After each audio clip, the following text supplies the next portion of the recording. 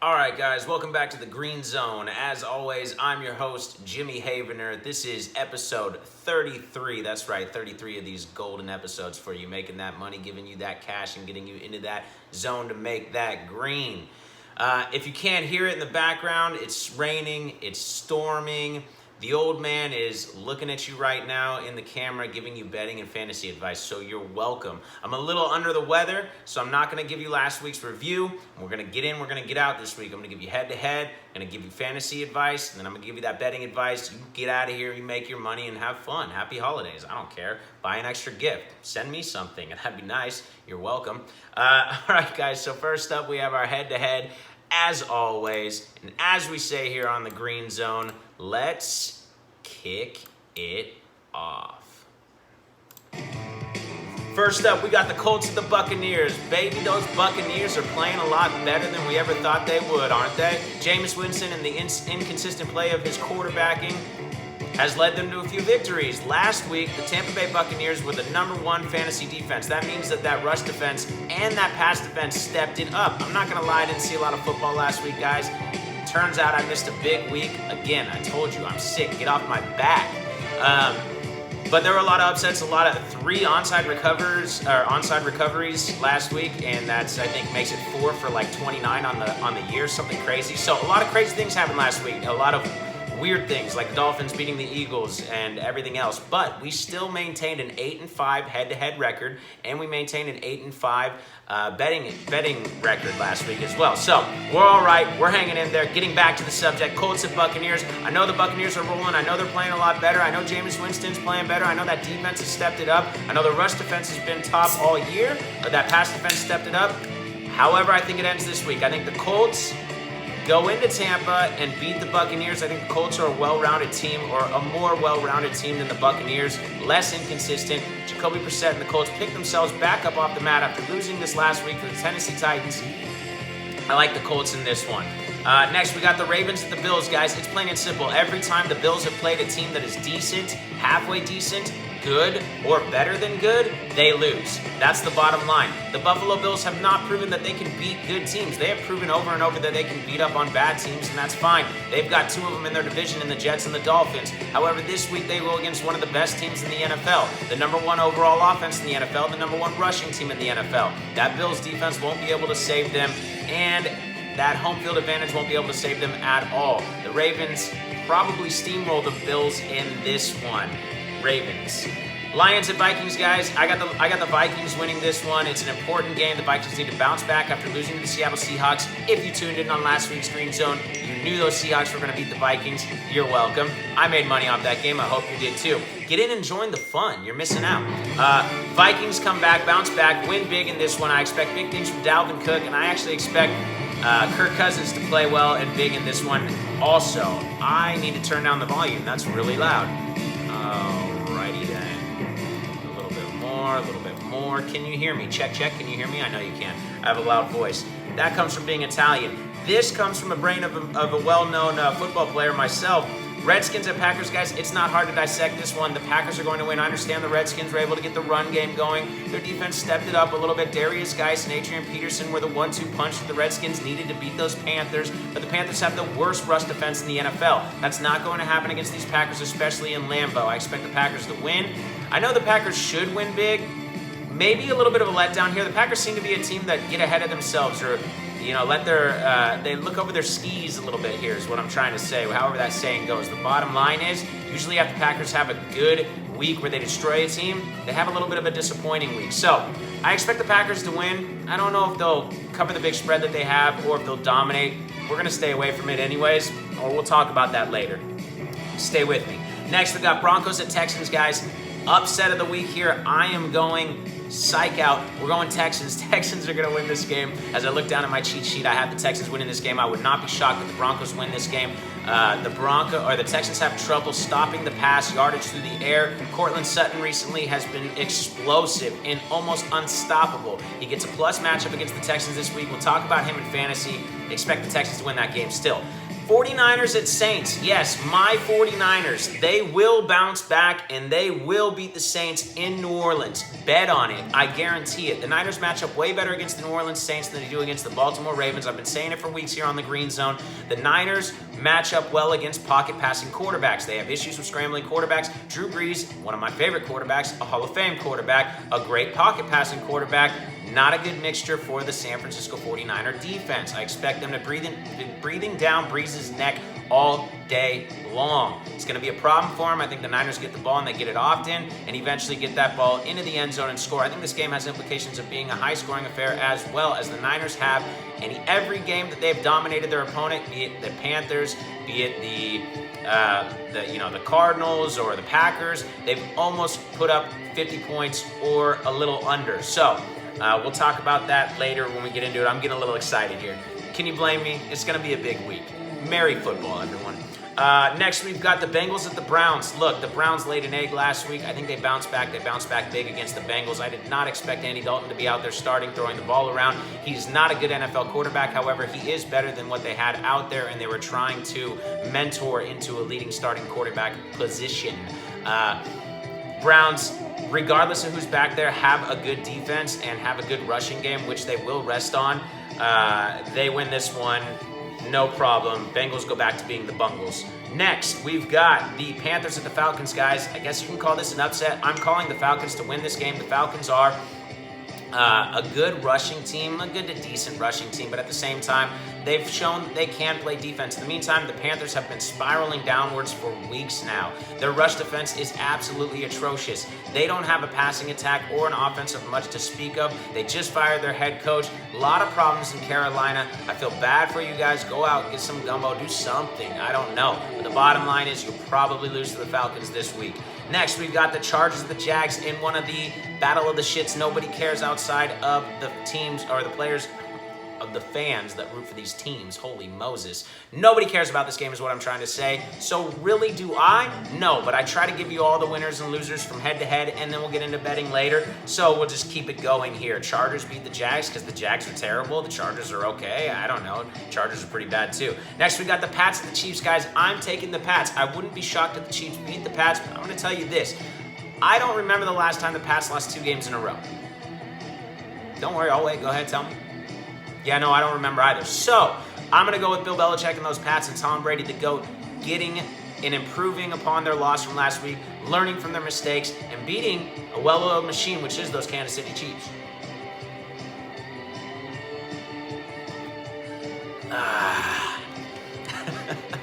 All right. Next, we've got the Titans and the Raiders, guys. Titans are rolling. Raiders are plummeting. Rates for the Raiders are plummeting as well. I mean, they're going to be out of Oakland. They're going to be in Las Vegas. Nobody even seems to care out here. Everybody's all of a sudden a Niner fan. Jump on that bandwagon. I don't care, Raider fans.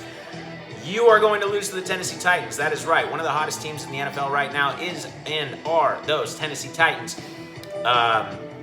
Mariota is out. Tannehill's in. And just like that, the Titans know how to win. Apologize for the rhyme. It seems to happen all the time. Bottom line is, guys, take the Titans in this one. If the Raiders somehow win because they're wildly inconsistent and up and down throughout the entire season, it doesn't really matter. You're better off taking the Titans with that defense in their running game. They're going to rest on Derrick Henry. Derrick Henry's going to get his toast. He's going to get his touchdowns, and he's going to win the game for the Titans. Next, we've got the Steelers at the Cardinals. This game I've gone back and forth on. Another game that really no one cares about outside of Arizona and Pittsburgh. I could see either team winning. I could see the Pittsburgh Steelers defense coming out, shutting down the Cardinals, and winning this game in Arizona. I could also see the Cardinals offense maybe exposing that Pittsburgh defense more than other teams have been able to in the past and getting a win at home. Using that home field advantage, that Arizona crowd does get loud. I'm a rhyme machine right now. But the bottom line is, guys, be careful. Probably stray away from this one. Head-to-head, I'll go with the Cardinals just because I think they're one of the best or better last-place teams in a division in the NFL. But probably just stray away from that, whether you're doing a parlay and taking 3 straight-up winners or you're betting and taking the spread. Let's just steer clear. Next, we've got the Seahawks and the Rams. I told you guys a while ago, the Seattle Seahawks are a beast of a team. They don't rebuild, they remodel. Pete Carroll made a deal with the devil. He sold his soul many years ago. And he's done it to get wins. It's probably going to continue this week. The Seahawks are better than the Rams. They're much better than 1 point, which is what they're favored by. So we'll get on that later as the Seahawks continue to win us money here on the green zone. Seahawks, if I wasn't clear. Seahawks win that game. Next, we got the Giants at the Eagles, guys. Another game that really nobody cares about except for Philadelphia, because even with 6 losses, you are still in the playoff race. Unbelievable how bad that NFC East division is. Whether it's the Cowboys who win this division or the Eagles who win this division, it's not going to matter because you are going to match up with either the Seahawks or the 49ers. And when one of those teams comes marching into your town during the playoffs / postseason, good night. It's over. Both of those teams are better than either the Eagles or the Cowboys. Getting back to the game that I don't care. The Eagles. The Eagles beat them. The Giants are really bad. Sure, Eagles. All right, guys, that does it for our for our head-to-head advice. That's going to dip us right on into a dipsy-doozle of a fantasy advice. We're going to cue the music. Music guy, cue it. That's my boy. That's my boy. I swear I would dance for you guys, but I'm sick. I'm under the weather, and nobody wants to see that. All right, next we've got quarterbacks. Look, last week, guys, I didn't even do the math. It was by far our worst week of fantasy advice. I think I gave you 4 or 5 top 10 fantasy players. That's really bad. We're normally around 10, 11. Lowest I think this season has been 8 or 9, which is good when I'm giving you about 12 to 15 starting position players and 3 defenses. We had a weird week in fantasy, guys. If you didn't notice, some of you were in the first week of your fantasy playoffs in your standard leagues. Others were, this is the last week or this is the first week of the playoffs. I know for me, this is the last week of the regular season. Then we'll be doing playoffs in the last 2 weeks, which I don't typically like, but that's the way Yahoo Public did it. But these are important games, needless to say, which is why, just right off the rip, I want to tell you guys, these are the top 10 running backs from last week. James White, Darius Geis, Rashard Penny, Derrick Henry, Raheem Mostert, Miles Sanders, Zeke Elliott, Duke Johnson, Devin Singletary, and Todd Gurley. You probably only recognize 3 names in there unless you're an actual football fan. That being Zeke Elliott, Todd Gurley, who's had an on and off year this year. Most people who took him first round are probably disappointed. And James White, but Derrick Henry being that third. The other guys, if you're not a regular and avid football fan, you probably don't even know who they are. I don't blame, any of you for that. I'm not going to hold it too much against myself for not picking any of those running backs for the top 10. Let's get back to the quarterbacks. We did have a couple finish in the top 5 in Carson Wentz and Aaron Rodgers. But this week, quarterbacks, Kirk Cousins. I like Kirk Cousins. Look, I usually say to stay away from the Vikings when it comes to betting, but when it comes to fantasy advice, I pretty much know the Vikings. And the Vikings play well against the Detroit Lions. Kirk Cousins plays well against the Detroit Lions. There was a time when Cousins couldn't win important matchups or beat important divisional opponents. I think he's over that, guys. I understand he lost a big game against the Seahawks, but he still looked all right doing it. I'm going to go Kirk Cousins. I'm going to say whether they win or lose that game, which I think they will win, Kirk Cousins plays all right. He gets points for you. Not a good week, not a good plus matchup week for quarterbacks, by the way. So you might have to do bottom of the barrel bargain shopping here when it comes to quarterbacks in daily fantasy. Next, we've got Carson Wentz, guys. Yes, that's 2 weeks in a row. I'm going to tell you to take both Carson Wentz and Aaron Rodgers because both of them have good matchups and both of them are hot right now. Understand that Wentz and the Eagles lost the game. This is fantasy, not head-to-head or betting advice. Carson Wentz put up really good numbers and only threw a pick on a last-minute Hail Mary attempt in a shootout with the Miami Dolphins. The Eagles are bad. That's not what we're betting on here. That's not what we're worried about here. We're worried about quarterback play and your fantasy option. Carson Wentz has a plus matchup against the New York Giants, being one of the worst pass defenses in the NFL, giving up one of the most amount of points to quarterbacks in fantasy. They're like number 4 or something like that.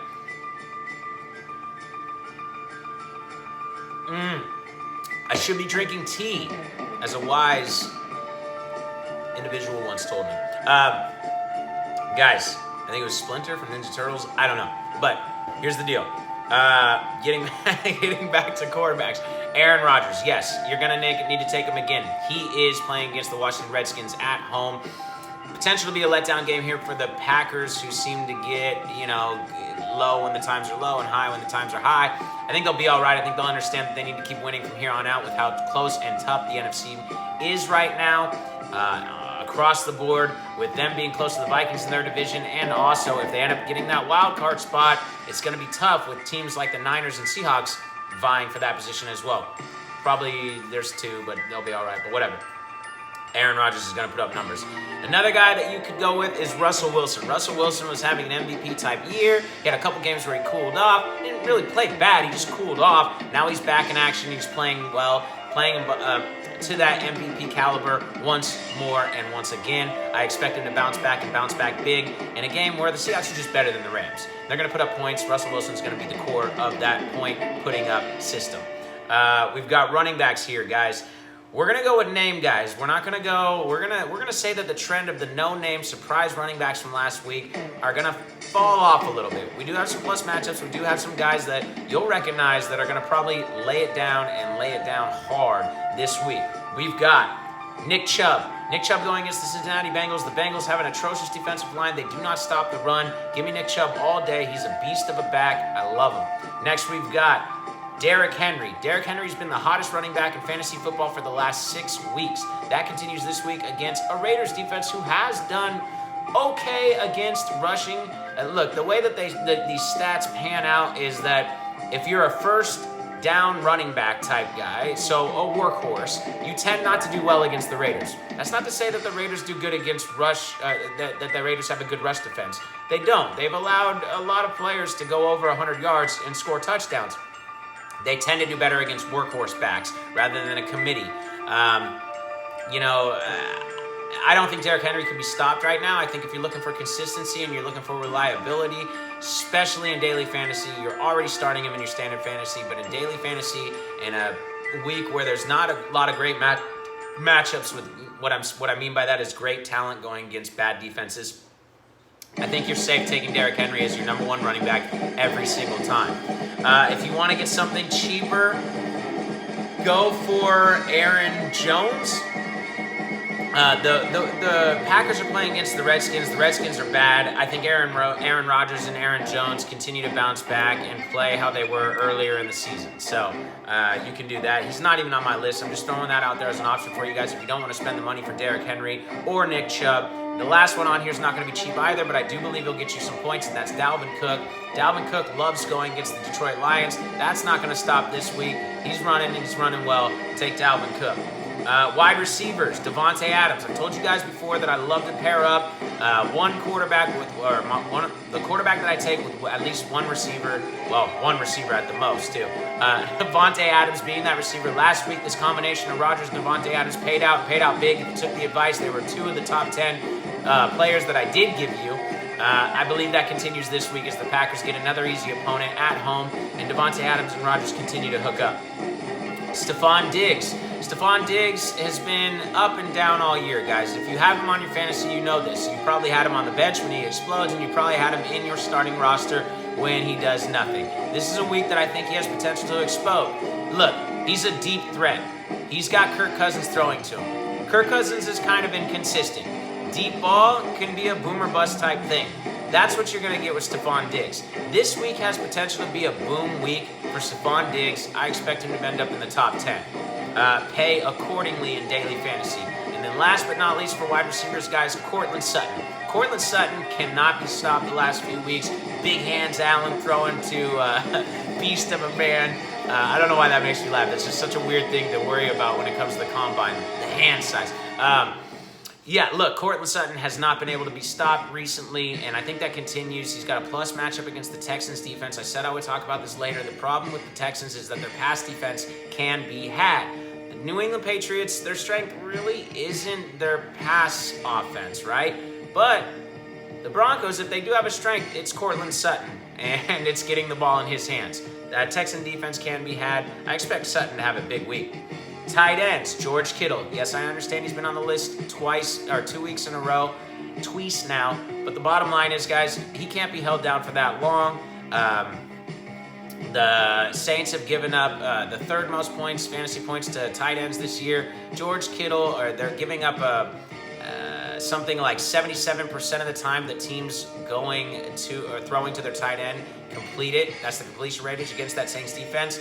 Look, the Niners target George Kittle a massive amount of times. This is a huge game. They're going to go to him and go to him often. You best believe Shanahan's looking at the film and recognizing that tight ends can have explosive days against the Saints. I think that happens this week. I like George Kittle getting in the end zone at least once. Wow, let's slow down that tongue, huh? Will caffeine slow it down?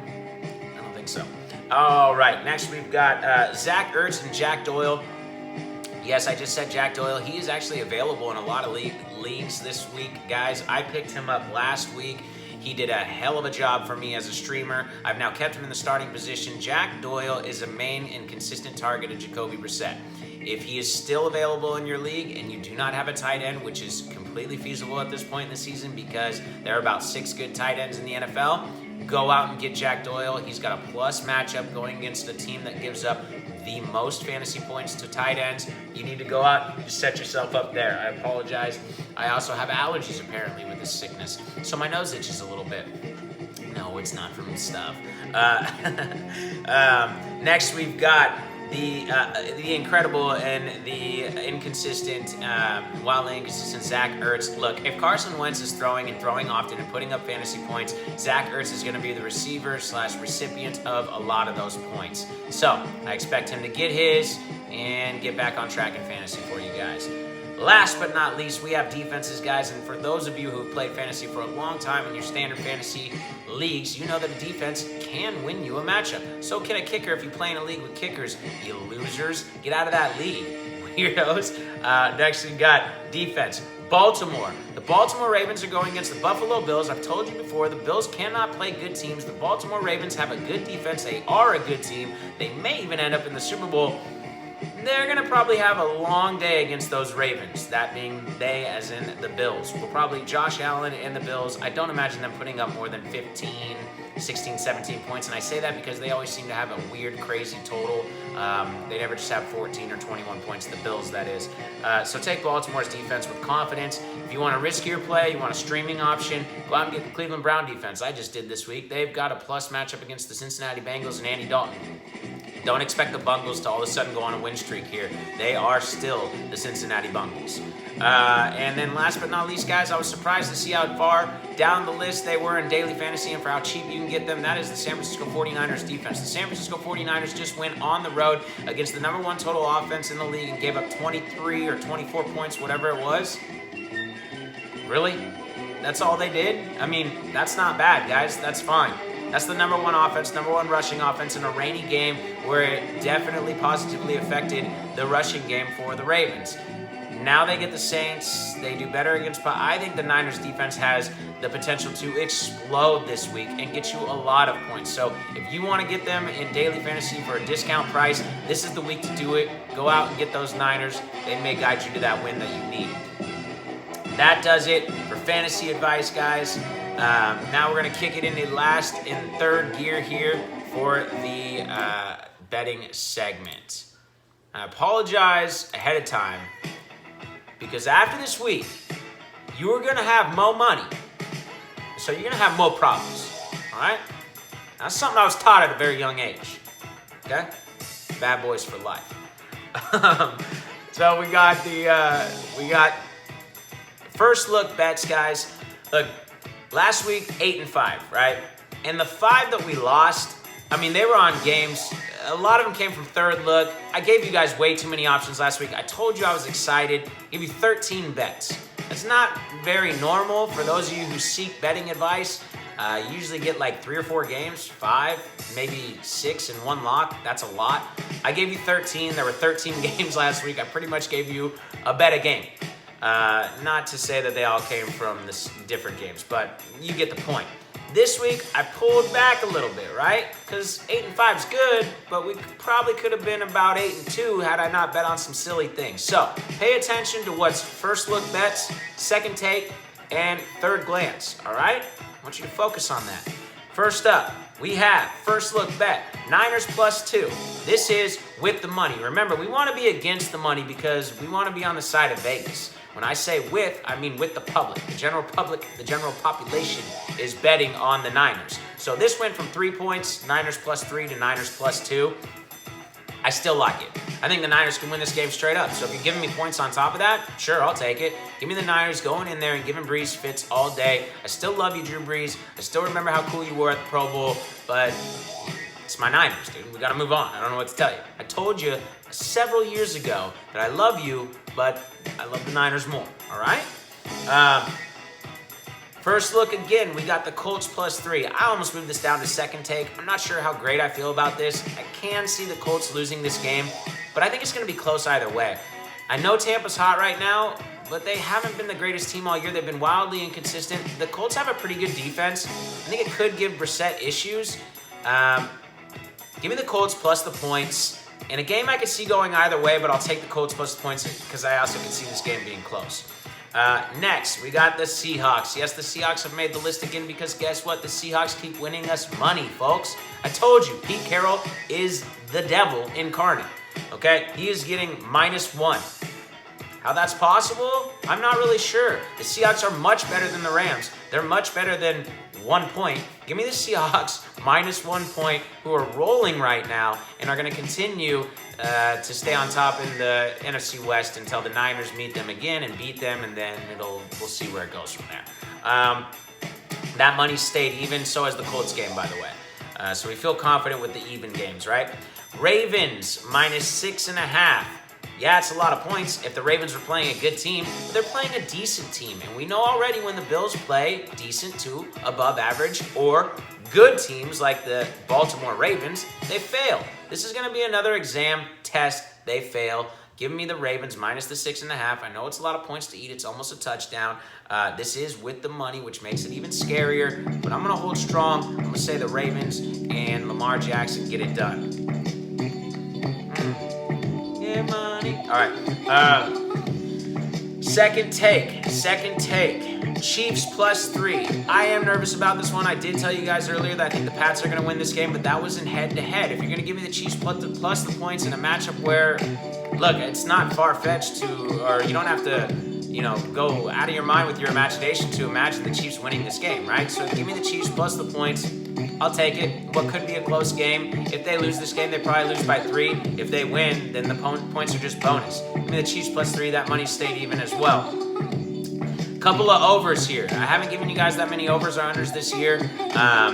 We've done well on them, so we're going to throw a couple overs in here on second take. We got the over at 44.5 in the Niners-Saints game. Look, I think that the Niners are going to have the ball often. I understand the Saints defense is good, but I think the Niners offense can take advantage of them. I think Shanahan can draw up a scheme to take advantage of it as well.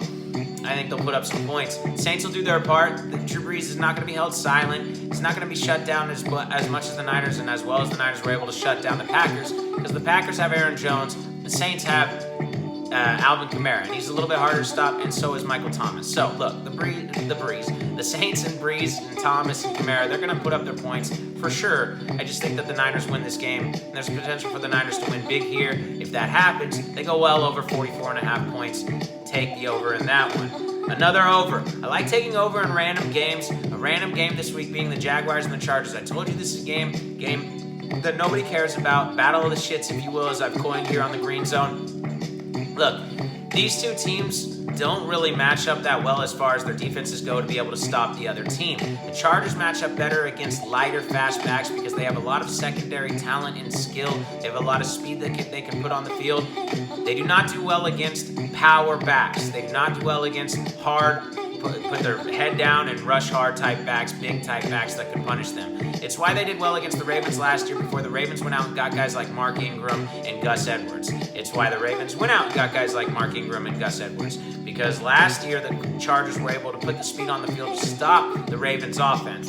Well, that's not really going to help you when you're going against Leonard Fournette, who is a bulldozer of a ball carrier. Give me the over in this one that is sitting at 43, one of the lower overs. I don't know what the weather will be like in Florida, guys. It's too unpredictable. But I like these teams combining for more than 43 points, as neither defense really has the ability to stop the other offense. Chargers like to pass the ball. They like to pass out to the flats. They run a similar type offense to the Packers. Not a lot of running through the tackles. There's going to be a lot of check downs to the running back, check downs to the tight ends, and then they'll hit you over the middle with Keenan Allen, and they'll hit you over the top with BMW, Big Mike Williams, and then they'll check it down to Austin Eckler. You never know which part of the field Phillip Rivers, the Hall of Fame quarterback, is going to go to, whether that be short, Austin Eckler, middle, Keenan Allen, or long, Big Mike Williams, BMW. I know I just said the same thing twice, but I want to reiterate it to you. That's hard for teams to kind of predict where they're going. And the Jaguars don't have a great pass defense, especially since losing Jalen Ramsey. Give me the over in that one. Third glance, guys. This is third glance, so pay attention. If you want to get risque, then fine, bet on it. But just pay attention to where this stands on my list. First up, Vikings minus 12.5. I've said all year that the Lions, we've been winning money off the Lions all year because they tend to keep games close and they're always the underdogs. So bet the Lions plus the points. We come out more than often on top. However, I wanted a game to go contrarian and a game to go against the money. So far, all of our bets have been with the money or on even money. So, Vikings minus 12.5. There's potential for the Vikings to go nuts and explode on the Detroit Lions here, who are kind of spiraling downward. While the Vikings have an important matchup, this is a big bounce back game for the Vikings. 12.5 is a lot to eat, though, so keep that in mind. Broncos plus 9. I almost slid this up to my second glance bets. I actually like this bet. I think the Texans are a fake of a team. I understand they just beat the Patriots. I think this sets up as a trap game for them. They went on nationally televised, and they went on a nationally televised game. They beat the Patriots in a big game. There's a lot of people right now that are going, oh, wow, Texans, Deshaun Watson, they look great. I think you give me the Broncos plus 9 against the Texans, I feel good about it. So you can win some money on that one, too, if you want to be risque. And last but not least, guys, a Dolphins bet. Dolphins plus 5, just to be fun. Dolphins have been shootouts lately. They've been keeping games close, even in garbage time. It'd probably be safer to take the over in a Dolphins-Jets game, as two teams that really haven't been playing great defense recently have a chance to explode. But I think the Dolphins are going to win this game and beat the Jets straight up. So just give me the Dolphins plus the 5 points. It's Fitzmagic. You know, I was going to be a singer, but then I realized I was awful and tone deaf.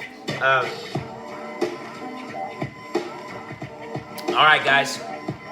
Sorry for that last minute sip. I could have let you off before. I don't know why I didn't. But that is it for the Green Zone. We are not going to do a last week review. I told you already, so please get off me.